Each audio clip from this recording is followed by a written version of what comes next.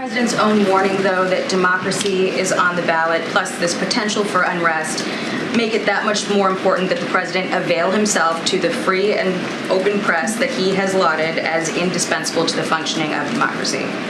The president has been very clear about where he stands when it comes to democracy. You've heard him talk about democracy over and over again. So I, disagree with your premise as if it is something that is not important to him. He has made this an important issue.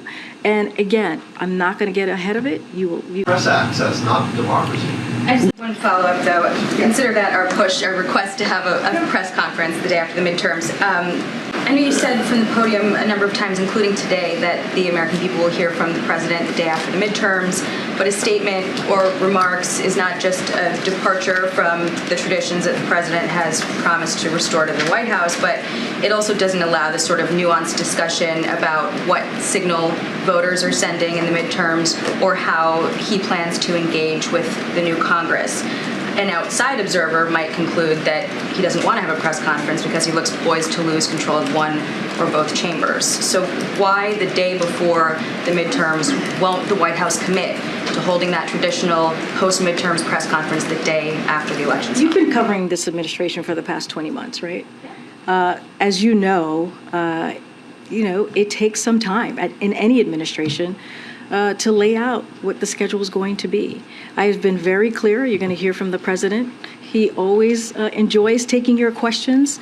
So, I'm sure he'll take your questions as well. I'm just not going to get ahead of it.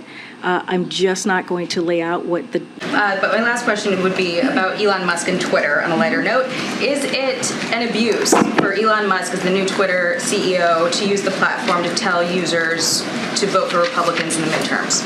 So I saw that reporting that was earlier today, right? I'm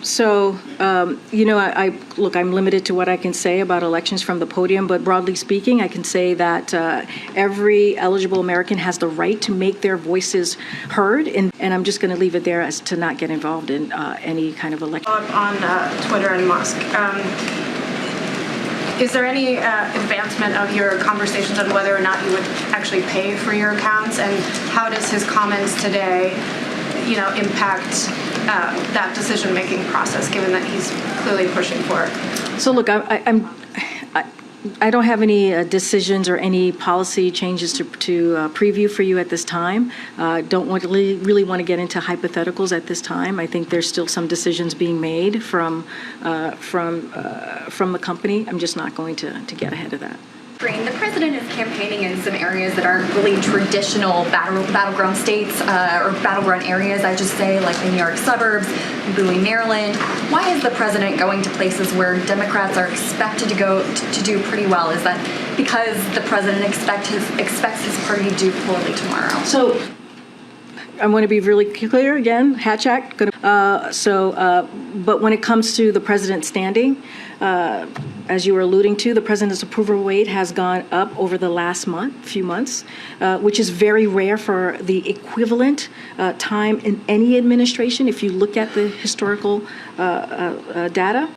So according to some polls, his numbers are above where his predecessors was at this time as well. And his travel schedule has been on par or similar to President Obama and also President Clinton. So the president has been very clear. He's talked about this, and he's done that for many different districts, places. And again, I don't want to get too far into politics here.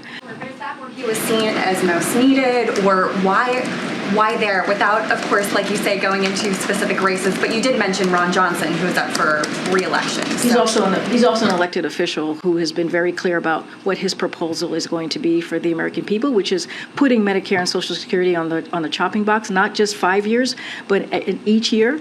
And so we think that's important to call out. We think those are two pieces of policies or that is critically important to the American people. So we're going to speak against that. That's something that the president is always going to speak about that. He's going to fight for the American people. That's why you hear us speaking to that. Look,